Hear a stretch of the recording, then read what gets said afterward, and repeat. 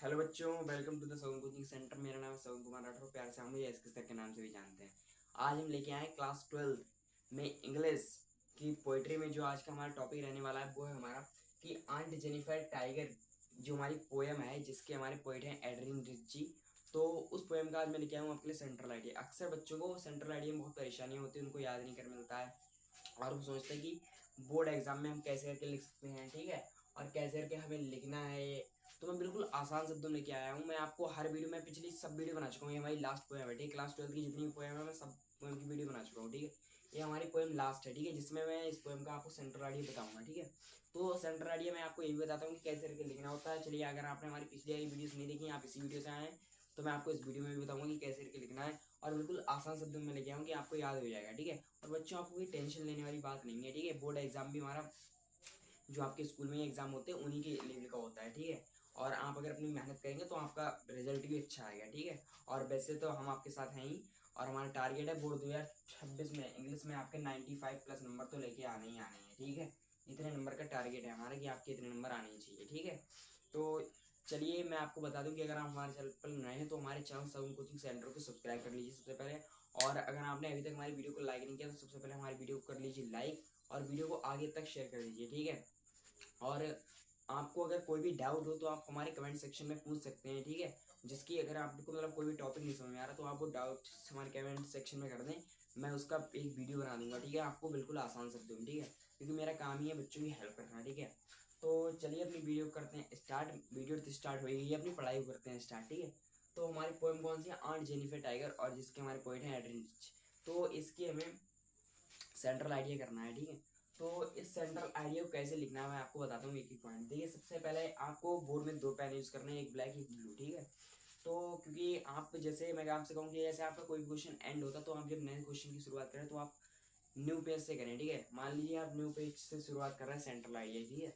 तो आपने ऊपर डाला बड़ा बड़ा central idea heading black pen से, ठीक है। फिर आपने ये सब तो मैटर आपको ब्लू पेन से लिखना है, ठीक है। तो जब आप ब्लू पेन से लिखेंगे तो जैसे आपको लिखना है सबसे पहले द पोएम, ठीक है। आपने इतनी बार लिख के, लेकिन अब आ गया यहाँ पर पोएम का नाम, ठीक है, आंट जेनिफर टाइगर, ठीक है। तो आपको आंट जेनिफर टाइगर मतलब जो पोएम का नाम है वो आपको ब्लैक पेन से लिखना है, इन्वर्टेड कॉमा के अंदर लिखना है और नीचे अंडरलाइन कर देनी है बच्चों, ठीक है। तो इतनी बात आपको याद रखनी है, ठीक है। पोएम का नाम ब्लैक पेन से लिखना, नीचे अंडरलाइन कर देनी, इन्वर्टेड कॉमा के अंदर बंद कर देना, ठीक है। फिर आपको लिखना है has been compose by Adrienne Rich. अब जो हमारे पोएट हैं उनका भी नाम हमें ब्लैक पेन से लिखना है, कॉमा इन्वर्टेड कॉमा के अंदर लिखना है और नीचे अंडरलाइन कर देनी है, ठीक है।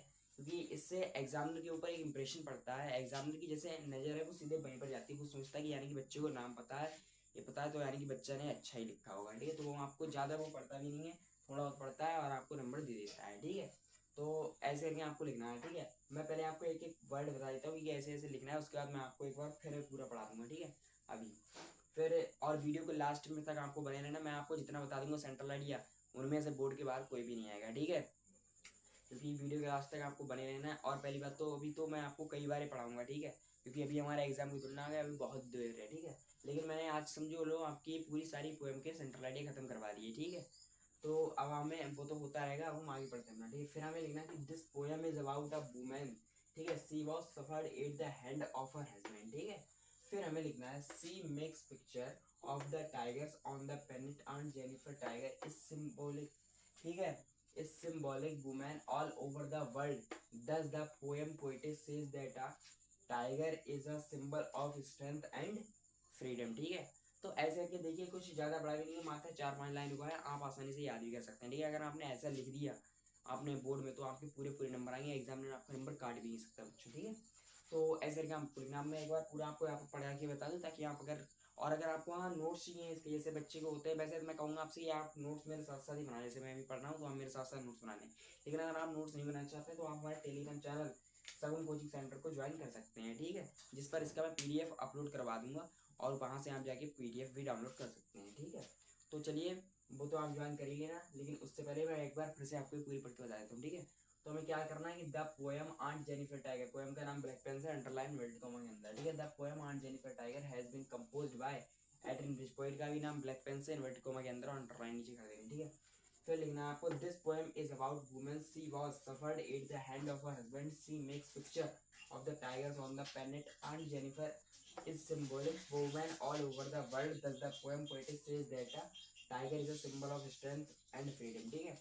तो ऐसे करके आपको ये पूरा लिखना है, ठीक है। यहाँ पर हो गया हमारा पूरा कंप्लीट, ठीक है। तो बच्चों मैं आपके लिए बताऊं, अब जैसे मैं आपको बताऊं बोर्ड में आप सोच रहे हो कि हम कौन सा याद करें, पांचों है तो क्या पांचों याद करें, नहीं बच्चों, आपको पांचों पोएम याद करने की कोई जरूरत नहीं है। पहली बात तो देखिए, टीचर कहते हैं कि मैं जो बता दूंगा उससे बाहर नहीं आएगा। आप मुझे एक बात बताइए, जो इंग्लिश का हमारा क्लास 12 का एग्जाम है उसमें 5 हमारी पोएम है, उनमें से कोई 3 आती हैं, ठीक है। किसी 3 में से भी एक हमें करनी होती है। तो जब 5 है, हम अगर कोई सी भी 3 याद कर लेंगे तो उनमें से हमारा एक ना एक फंसी जाएगा। तो मैं आपसे कहूंगा कि आप शुरुआत की 3 या लास्ट की 3, आपको जो ईजी लगे, ठीक है। आप वो कोई भी 3 पोएम का सेंटर आइडिया याद कर लीजिए, उससे बाहर आपके एग्जाम में कोई भी नहीं आएगा। वैसे मैं तो कहूँगा आपसे कि आप माई मदर 66 का, और जो हमारा दूसरी पोएम है आ थिंग ऑफ ब्यूटी, या फिर इसका हम आंट जेनिफर टाइगर, इसका भी हम कर सकते हैं, ठीक है। तो अगर आपने एक मतलब कोई भी 3 पोएम आप पढ़ लीजिए कंप्लीट, ठीक है, उससे बाहर आपका एग्जाम में नहीं आएगा, ठीक है। तो इसके लिए मैं आपको यही बात बताना चाह रहा था कि बोर्ड एग्जाम में कोई भी आप 3 पोएम कर लीजिए यार, उनके बाहर बोर्ड एग्जाम में नहीं आएगा। तो चलिए, आपको आई होप आज की वीडियो बढ़िया लगी होगी और पूरा सब कुछ समझ में आया होगा। और एक एक बात मैंने यहाँ पर बता दी कि कैसे करके लिखना है, कैसे क्या करना है, कैसे करके बोर्ड एग्जाम होता है। टेंशन वाली कोई बात नहीं है, आपको जाके बस पेपर देना है अपना वहाँ पर, ठीक है। कोई डरने वाली बात है नहीं, जैसे स्कूल में पेपर देते हैं वैसे ही हो जाएगा सब, ठीक है। तो चलिए आज की वीडियो करते हैं यहीं पर एंड, मिलते हैं आपसे नेक्स्ट वीडियो में, तब तक के लिए जय हिंद जय भारत।